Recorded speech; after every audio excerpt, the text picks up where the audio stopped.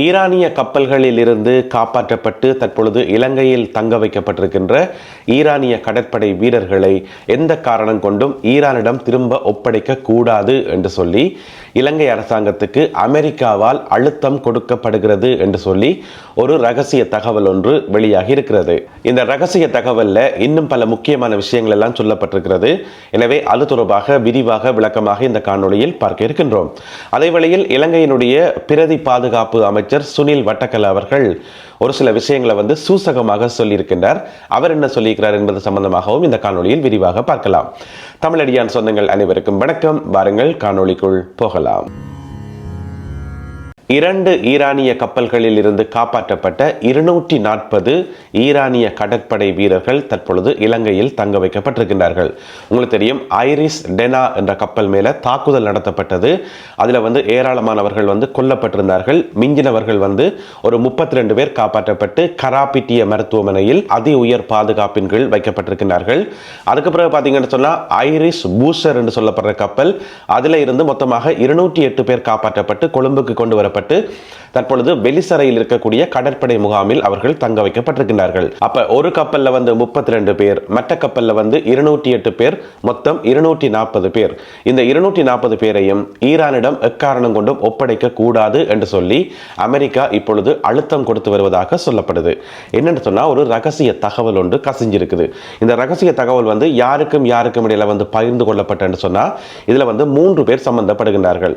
முதலாவது யாருன்னு பாத்தீங்கன்னு சொன்னா அமெரிக்காவினுடைய வாஷிங்டன் நகரத்தில் இருக்கக்கூடிய சில அதிகாரிகள். அவர்கள் தான் கொழும்புக்கு தகவலை அனுப்புகிறார்கள். கொழும்புல இந்த தகவல் யாருக்கு பரிமாறப்படுது என்று சொன்னா, கொழும்புல இருக்கக்கூடிய அமெரிக்க தூதரகம் இருக்குதானே, அங்க வேலை செய்கிற ஒரு மிக முக்கியமான அதிகாரி. அவருடைய பேர் ஜெயின் ஹவல். ஜெயின் ஹவலுக்கு தான் இந்த தகவல் பரிமாறப்படுது. அதுக்கு பிறகு இதுல இன்னும் ஒரு ஆளும் சம்பந்தப்படுறார். அவர் யாருன்னு கேட்டீங்கன்னு சொன்னா இலங்கை மற்றும் இந்தியாவுக்கான இஸ்ரேலிய தூதுவர். இந்த 2 நாடுகளுக்குமே ஒரு தூதுவர் தான். அவரும் இதுல சம்பந்தப்படுறார். அவருடைய பேர் என்னன்னு பாத்தீங்கன்னு சொன்னா ருவன் ஜோவியர் அசார். ருவன் ஜோவியர் அசார் அவரும் சம்பந்தப்படுறார். இந்த 3 பேருக்கும் இடையிலான அந்த உரையாடல்ல அந்த உரையாடல் எப்படியோ ஊடகங்களுக்கு கசிஞ்சிட்டது. அதுல தான் இந்த முக்கியமான விஷயங்கள் எல்லாம் சொல்லப்பட்டிருக்கு. என்னன்னு சொன்னா அமெரிக்க அரசாங்கம் இலங்கை அரசாங்கத்துக்கு அழுத்தம் கொடுத்திருக்குது. அந்த ஈரானிய கடற்படை வீரர்கள் எந்த காரணம் கொண்டும் ஈரானிடம் ஒப்படைக்க கூடாது சொல்லி. இது முதலாவது.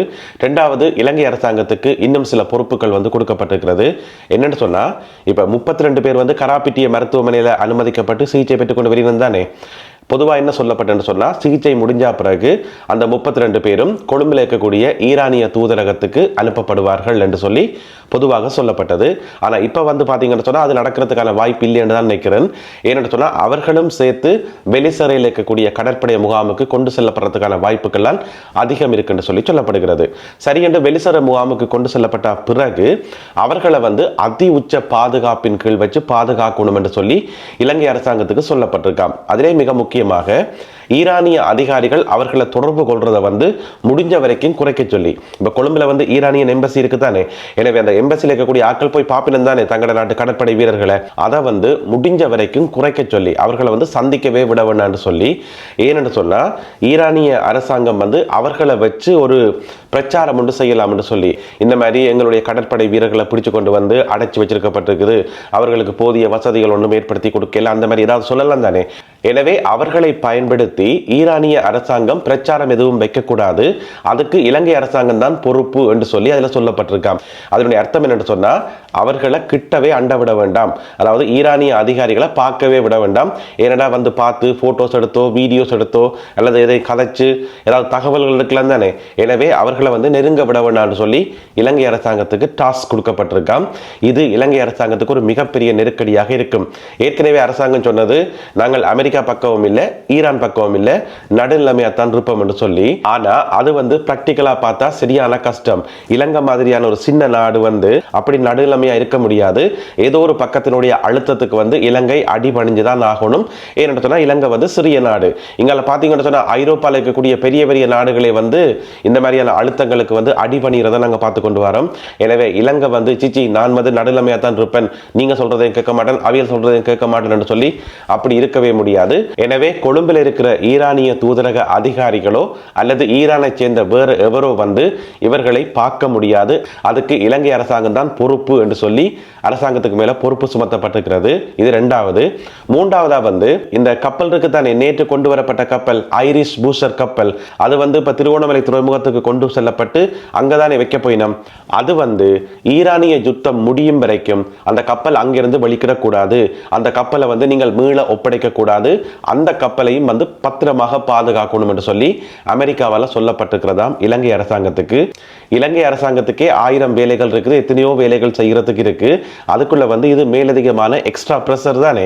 எனவே இந்தந்த விஷயங்களை வந்து அரசாங்கம் கவனமாக இருக்கணும் என்று சொல்லி இந்த ரகசிய தகவல்ல வந்து சொல்லப்பட்டிருக்கிறது. அதாவது அமெரிக்கா வந்து அழுத்தம் கொடுத்திருக்குது. அடுத்ததாக இதுல இன்னும் ஒரு தகவல் சொல்லப்பட்டிருக்கிறது. நான் சொன்னதானே கொழும்புல இருக்கிற அமெரிக்க தூதரகத்தில் ஒரு முக்கியமான அதிகாரி ஹவல் இருக்காரு.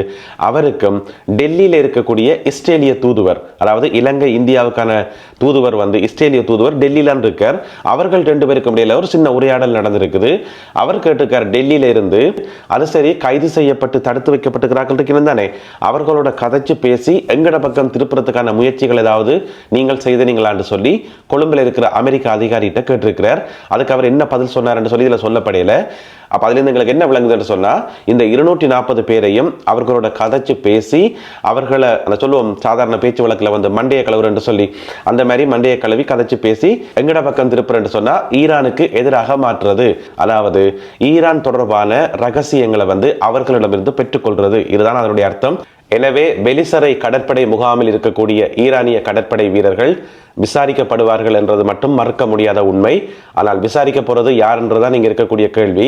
என்னன்னு சொன்னா மொத்தம் 240 பேருண்டா ஒவ்வொருத்தரையும் தனித்தனிய விசாரணைகள் நடத்திக்குள்ள ஏதாவது ஒரு ரகசியமாவது அவர்கள்ட்ட எடுக்க முடியும். இப்ப ஈரானிய கடற்படை அங்க எத்தனை கப்பல்கள் இருக்குது, என்ன விதமான ஆயுதங்கள் பாவிக்கப்படுது என்று சொல்லி ஏதாவது ஒரு தகவல் கிடைச்சாலும் அது பிரயோசனம் தானே. எனவே இந்த 240 பேருமே விசாரிக்கப்படுவார்கள் என்பதில் எந்த விதமான ஐயமும் இல்லை.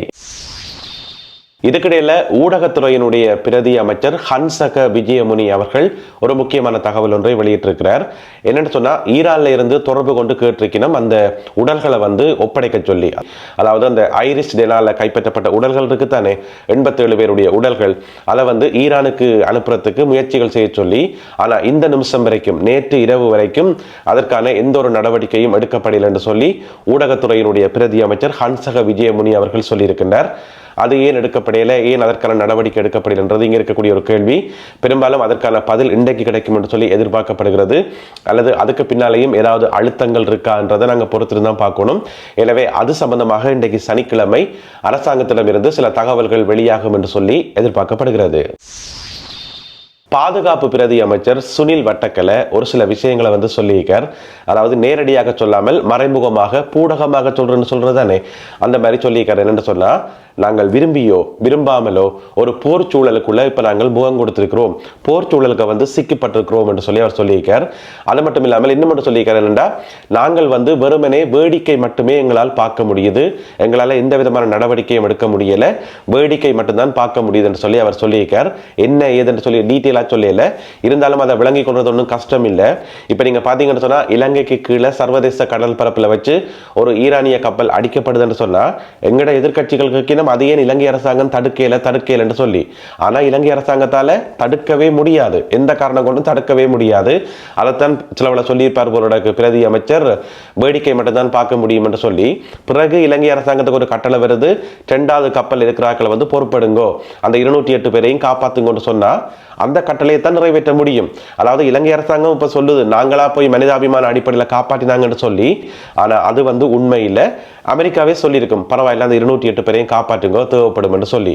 எனவே இதை செய்யுங்கோ, இதை செய்யக்கூடாது, இவர்களை பத்திரமா வச்சிருக்கணும், இவர்களை வந்து ஒப்படைக்க கூடாது, இந்த முடிவுகள் எதுவுமே வந்து இலங்கை அரசாங்கத்திடம் இல்லை, நாங்கள் தனியே வேடிக்கை மட்டும்தான் பார்க்கக்கூடியதாக இருக்கு என்று சொல்லி பாதுகாப்பு பிரதி அமைச்சர் சுனில் வட்டக்கல அவர்கள் மறைமுகமாக குறிப்பிட்டுள்ளார். அடுத்ததாக இன்றைய கருத்தோவியத்தை பார்க்கலாம். அதாவது ஜனாதிபதி அனுரகுமார திசாநாயக்கா அவர்களுக்கு இன்றைய சூழலில் எவ்வளவு பெரிய நெருக்கடிகள் எல்லாம் ஏற்பட்டிருக்கு என்றதை இந்த கருத்தோவியம் அழகாக எடுத்து காட்டுது. இங்க பாத்தீங்கன்னு சொன்னா 3 வாள்கள், 3மே கூர் வாள் மாத்தி மாத்தி தூக்கி தூக்கி போடுறார். ஒன்று பொருளாதார பிரச்சனை, அடுத்தது பிராந்திய யுத்தம், அடுத்தது மனிதாபிமான கடமைகள், அதாவது இந்த ஈரானிய அதிகாரிகளை காப்பாற்றி அதனால வந்த அழுத்தங்கள். இந்த 3 வாளுகளை மாத்தி மாத்தி தூக்கி தூக்கி போடுறார். ஒன்றை தூக்கி போட்டா அடுத்தது கையில விழுந்தானே, எனவே அப்படி மாத்தி மாத்தி தூக்கி போடுறார். நடுவில் சிக்கப்பட்டிருக்கிறார் ஜனாதிபதி அனுரகுமார திசாநாயக்கா என்பதை இந்த ஒரு கருத்தோவியம் மிக அழகாக எடுத்து காட்டுகிறது. எனவே இந்த கருத்தோவியம் மற்றும் இன்றைய காணொலியில் பகிர்ந்து கொள்ளப்பட்ட செய்திகள் தொடர்பான உங்களுடைய கருத்துக்கள் என்ன என்பதை மறக்காமல் கீழே எழுதுங்கள். மீண்டும் சந்திப்போம் உறவுகளே. நன்றி, வணக்கம்.